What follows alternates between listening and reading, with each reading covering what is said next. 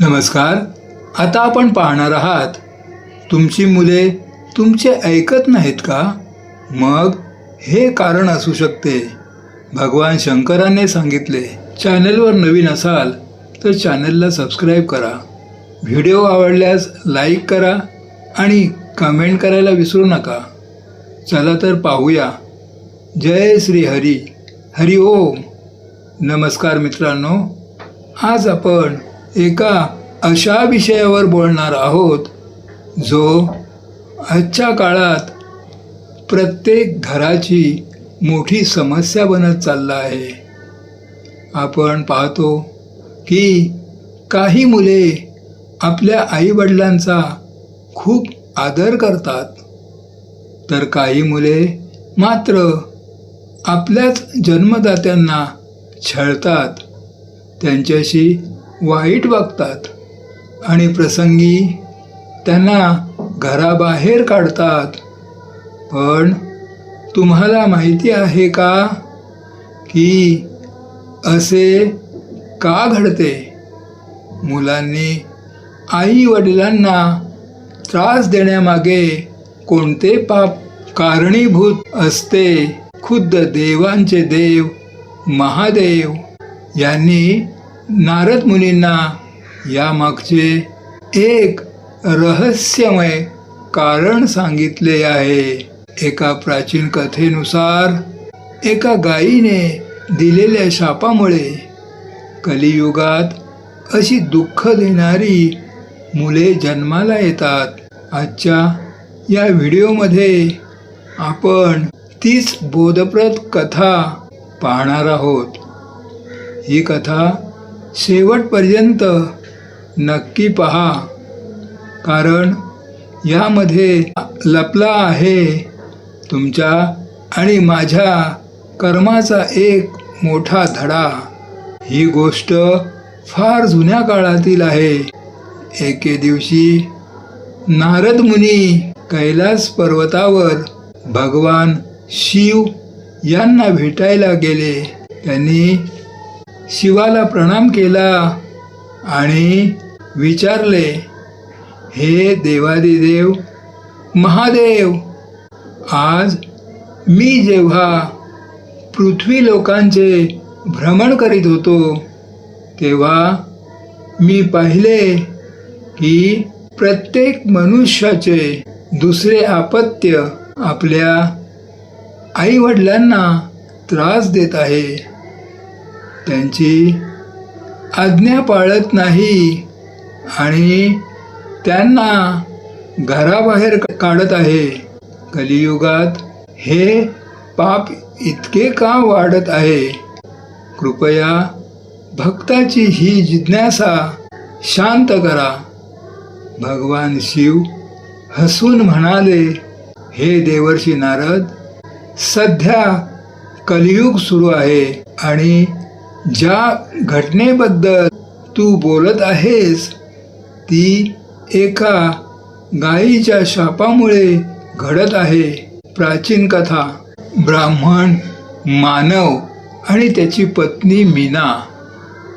कलियुगाच्या सुरुवातीला एका नगरात मानव नावाचा एक ब्राह्मण राहत असे. तो खूप धार्मिक, तेजस्वी आणि श्रीमंत होता.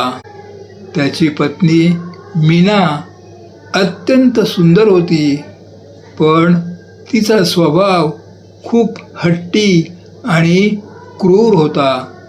तिला तिच्या सौंदर्याचा आणि पैशाचा खूप गर्व होता.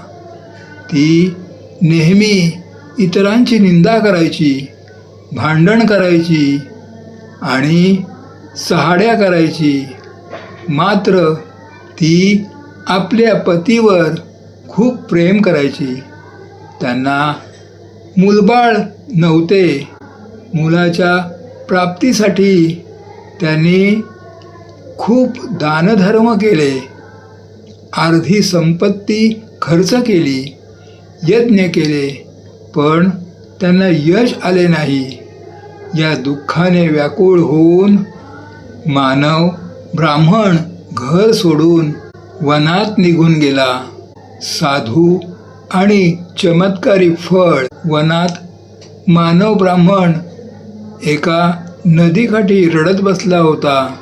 त्याची भक्ती पाहून भगवान विष्णू यांनी एका साधूचे रूप घेतले आणि त्याच्यासमोर प्रकट झाले. ब्राह्मणाने आपली व्यथा सांगितली आणि जीव देण्याची इच्छा व्यक्त केली.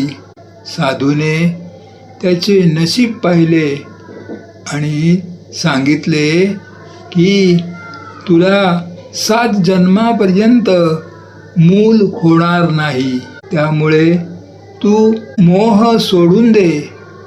ब्राह्मण आपल्या हट्टावर ठाम होता. शेवटी साधूने त्याला एक चमत्कारी फळ दिले आणि सांगितले की हे फळ तुझ्या पत्नीला खायला दे आणि तिला सांग की तिने चांगले काम करावे. मीनाचे कारस्थान. ब्राह्मण आनंदाने घरी आला आणि त्याने ते फळ आपल्या पत्नीला दिले.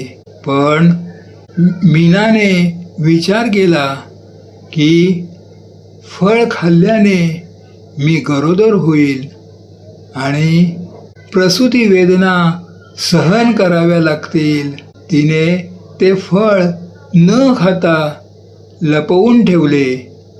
काही दिवसांनी तिची बहीण तिला भेटायला आली. बहिणीने मीनाला एक युक्ती सुचवली. मी गरोदर आहे, मी माझे मूल तुला देईन. तू गरोदर असल्याचे नाटक कर आणि हे फळ तुझ्या गाईला खायला दे. गाय आणि मुलाचा जन्म. काही काळानंतर मीनाच्या बहिणीला मुलगा झाला आणि तो मुलगा गुपचूप मीनाकडे सोपवण्यात आला. दुसरीकडे ते चमत्कारी फळ खाल्ल्यामुळे गायीने एका मुलाला जन्म दिला. त्यांचे कान गायीसारखे होते. ब्राह्मणाने त्याचे नाव गोकर्ण ठेवले. गायीचा शाप. काही काळाने ब्राह्मणाच्या पत्नीने मीनाने गोकर्णाला खूप त्रास दिला. ती फक्त आपल्या दत्तक मुलाला, बहिणीच्या मुलाला दूध पाजायची आणि गोकर्णाला उपाशी ठेवायची. तिने गोकर्णाला मारहाणही केली. जेव्हा गोकर्ण रडत आपल्या आईकडे म्हणजेच गायीकडे गेला तेव्हा गायीला खूप दुःख झाले.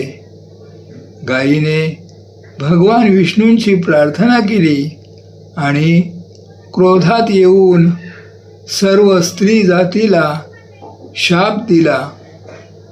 जर कोणतीही स्त्री आपल्या किंवा दुसऱ्याच्या मुलांमध्ये भेदभाव करेल किंवा त्यांना त्रास देईल तर तिची स्वतःची मुले तिला आयुष्यभर खूप कष्ट देतील. जेव्हा त्यांना आधाराची सर्वात जास्त गरज असेल तेव्हा त्यांची मुले त्यांना सोडून जातील. कथेचा शेवट. पुढे जाऊन गोकर्ण एक महान पंडित आणि ज्ञानी बनला. पण मीनाचा मुलगा खूप क्रूर, दुष्ट आणि व्यसनी निघाला. त्याने आपल्या आईवडिलांना खूप मारले आणि त्यांची सर्व संपत्ती उडवून दिली. शेवटी पश्चाताप करत ब्राह्मणाने विचार केला की पुत्र नसलेला बरा, पण असा कुपुत्र नको. त्याचवेळी गोकर्ण तेथे आला आणि त्याने आपल्या वडिलांना वैराग्याचे आणि जीवनाचे महत्त्व समजावून सांगितले. तुम्हाला ही कथा कशी वाटली नक्कीच कमेंटमध्ये हर हर महादेव लिहून कळवा आणि लाईक करा. चॅनलवर नवीन असाल तर अशाच नवनवीन रंजक ज्ञानवर्धक कथा ऐकण्यासाठी चॅनलला सबस्क्राईब करा. धन्यवाद.